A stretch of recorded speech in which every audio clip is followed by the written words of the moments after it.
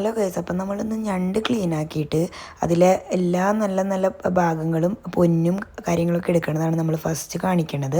അപ്പോൾ ആദ്യം തന്നെ അതേ ഞണ്ട് ക്ലീൻ ആക്കിയത് ആ ഒരു മഞ്ഞ കളറുള്ള പൊന്ന് എടുത്ത് ഫ്രഷ് ആയിട്ട് എടുത്ത് ഞണ്ട് നമ്മൾ എന്ത് ചെയ്തു, ക്ലീൻ ആക്കിയിട്ട് വേവിക്കാൻ വെച്ചിട്ടുണ്ടായിരുന്നു.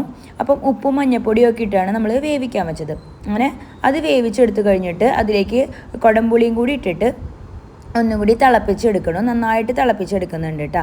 അങ്ങനെ തിളപ്പിച്ചെടുത്ത് കഴിഞ്ഞിട്ട് അത് നമ്മൾ മാറ്റി വെക്കുകയാണ്. അത് കഴിഞ്ഞ് നമ്മൾ ഇതിനുള്ള കൂട്ടുണ്ടാക്കുകയാണ്. അങ്ങനെ ആദ്യം തന്നെ ഇഞ്ചി നന്നായിട്ട് എണ്ണയിൽ വഴച്ചെടുത്തു. അതിനുശേഷം സബോള സബോള ഒരു 2-3 സബോള എടുത്തിട്ടുണ്ട്. നന്നായിട്ട് അങ്ങ് വഴച്ചെടുക്കുക.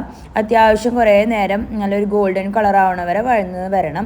അപ്പം ഇഞ്ചി ആദ്യം നമ്മൾ ഇട്ടാണ് വഴറ്റിയത്. അത് കഴിഞ്ഞിട്ടാണ് അതിൻ്റെ കൂടെ നമ്മൾ ഈ ഒരു സബോള ഇട്ടത് ഇടാം. എന്നിട്ട് നേരെ നമ്മൾ പച്ചമുളക് ഇടുക. പച്ചമുളകും കൂടി ഇട്ട് നന്നായിട്ട് വഴറ്റി കൊടുക്കാം. അതിൽ ഇഞ്ചിയും ഇതും പേസ്റ്റാണ്, ഇഞ്ചിയും വെളുത്തുള്ളിയും പേസ്റ്റായിരുന്നു ആദ്യം നമ്മൾ ഇട്ട് കൊടുത്തിട്ടുണ്ടായിരുന്നത്.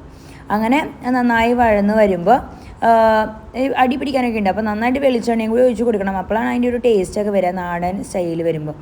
അങ്ങനെ ഈ ഒരു ഗോൾഡൻ ബ്രൗൺ ആവണ വരെ നമ്മൾ ഇളക്കി കൊടുക്കുക. അത് കഴിഞ്ഞിട്ട് നേരെ നമ്മൾ കറിവേപ്പിലയാണ് ഇട്ട് കൊടുക്കുന്നത്. കറിവേപ്പിലയും കൂടി ഇട്ട് ഇളക്കി കൊടുത്ത് മഞ്ഞപ്പൊടിയും കൂടി ചേർക്കുകയാണ്. മഞ്ഞപ്പൊടിയും കൂടി ചേർത്ത് നന്നായിട്ട് വഴന്ന് വരുമ്പോൾ നമ്മൾ എന്താണ് മുളക് പൊടിയും കൂടി നമ്മുടെ ഇട്ട് കൊടുക്കണം. മുളക് പൊടി ഒരു 2 സ്പൂൺ ഇട്ട് കൊടുത്തിട്ടുണ്ടായിരുന്നു. അങ്ങനെ മുളക് പൊടിയും കൂടി നന്നായിട്ട് ചേർത്ത് കൊടുക്കുക.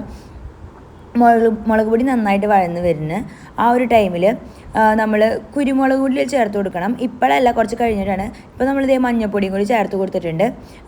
മുളക് പൊടി, മഞ്ഞൾപ്പൊടി, മല്ലിപ്പൊടി, ഇത്രയും കാര്യങ്ങളാണ് നമ്മൾ ചേർത്ത് കൊടുത്ത് ഇളക്കിയെടുക്കണത്. ഇതിനെ ആ ഗ്രേവി ഉണ്ടാക്കിയെടുക്കണത്. അങ്ങനെ ഈ ഒരു ഗ്രേവി അതിലേക്ക് തക്കാളിയും കൂടി നമ്മൾ ആഡ് ചെയ്ത് കൊടുക്കുന്നുണ്ട്. തക്കാളി ഇത് അരിഞ്ഞ് വെച്ചിട്ടുണ്ട് പീസുകളായിട്ട്. ആ പീസും കൂടി നമ്മൾ ചേർത്ത് ഇതുപോലെ വഴറ്റിയെടുക്കുക. അപ്പം ഭയങ്കര ടേസ്റ്റായിട്ടുള്ളൊരു കറിയാണ് കേട്ടോ. നിങ്ങൾ നാടൻ സ്റ്റൈലിൽ ഈ ഞണ്ട് കറി ഇഷ്ടമുള്ളവർക്കൊക്കെ ഇത് ഭയങ്കര ഇഷ്ടമാവും.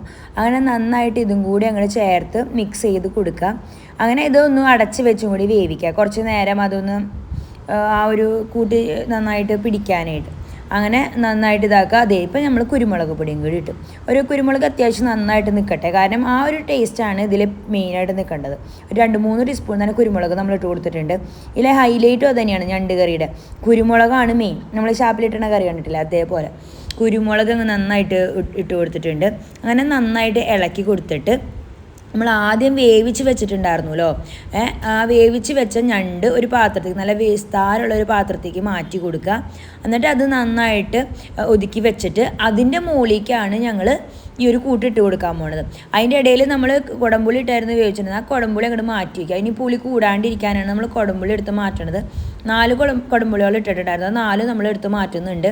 അത് മാറ്റിയിട്ട് ഈ ഒരു ചട്ടിക്ക് നമ്മൾ ആ ഒരു ഗ്രേവി, നമ്മൾ ഉണ്ടാക്കി വെച്ച ആ ഒരു ഗ്രേവി ഇട്ട് നന്നായിട്ട് ഇളക്കി യോജിപ്പിക്കുകയാണ്. ഈ ഗ്രേവിയും ഞണ്ടും കൂടി നന്നായിട്ട് യോജിപ്പിക്കുകയാണ്. പിന്നെ ഇത് വേവിച്ചെടുത്ത് കഴിഞ്ഞാൽ അധികം വേണ്ട ആവശ്യമില്ല. പിന്നെ ഒരു കുറച്ച് നേരം കൂടി ഒരു ഡ്രൈ ആക്കി കഴിഞ്ഞാൽ ആ നമ്മുടെ ടേസ്റ്റി ആയിട്ടുള്ള ഞണ്ട് കറി റെഡി ആയിട്ടുണ്ട്. അപ്പോൾ ഇത് ഭയങ്കര ഈസി ആയിട്ടുള്ള മെത്തേഡാണ്. അപ്പോൾ എല്ലാവർക്കും ട്രൈ ചെയ്യാൻ പറ്റിയൊരു മെത്തേഡ്. നമ്മുടെ വീട്ടിലുള്ള സാധനങ്ങളൊക്കെ വെച്ച് നമുക്ക് ഉണ്ടാക്കാൻ പറ്റുകയാണ്. അടിപൊളി ഞണ്ട് കറിയാണ്. അപ്പം നിങ്ങളെല്ലാവരും ട്രൈ ചെയ്ത് നോക്കണം. നല്ല ഈസി ആയിട്ടുള്ളത്. അപ്പോൾ അതേ ഒരു കുടംപുളി കൂടി നമുക്ക് ബാക്കി വന്നു. അപ്പോൾ അതും കൂടി നമ്മളെടുത്ത് മാറ്റുകയാണ്. അപ്പോൾ ഒന്നും കുടംപുളി ഇനി വേണ്ട. ഇപ്പോൾ കറക്റ്റ് പുളി അതിൽ ഇറങ്ങിയിട്ടുണ്ട്.